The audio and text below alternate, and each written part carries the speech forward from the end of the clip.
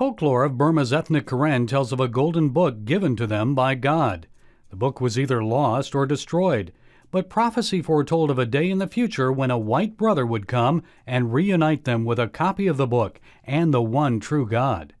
That prophecy was fulfilled July 13, 1813, when American Baptist missionary Adoniram Judson and his wife Anne arrived in Rangoon. The Buddhists and animists of Burma resisted the gospel. Judson didn't win his first convert until 6 years later. Pastor Mong of the Judson Baptist Church of Ongpinle explains why.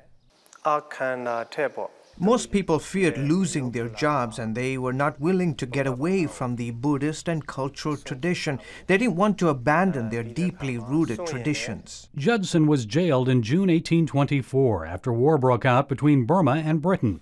He was confined to a prison that used to stand on this site in Ava. An ancient guard tower still overlooks the area. Judson and other foreigners were held captive in shackles, suspected of spying for the British. Judson wrote about his prison sufferings, saying he would gladly consign them to oblivion. Burmese Christians built a monument right here. It stood about this high. It was to commemorate the time that Judson spent in prison. This was the site of his first imprisonment. But in the early 1990s, government officials tore it down. But throughout the years, numerous Burmese governments, including the current military regime, have failed to stop the advancement of Christianity and Judson's legacy. Judson endured a grueling 6-month journey after being released from the first prison. He was brought to the second prison on this site here in Mandalay. Today, it is home to the Judson Baptist Church. Judson was held captive for a total of 21 months. Perhaps his greatest accomplishment after his release was translating the first Burmese language Bible. Initial copies were printed in October 1840. One is housed here in Ongpinle at the Judson Baptist Church. Pastor Mong is determined to see that Judson's legacy lives on.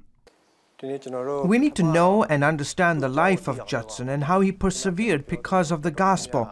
And secondly, we need to learn from him the way he lived, the way he shared the gospel. Please pray that we should lead the way, and please pray for this church also. It has a good legacy in the history of Burmese Christians and those who are doing ministry around the remote area of the country. Pray for them too. Evangelists working to assure that seeds planted by Judson nearly 200 years ago continue growing and bearing fruit for generations to come. Gary Lane, CBN News, Mandalay, Burma.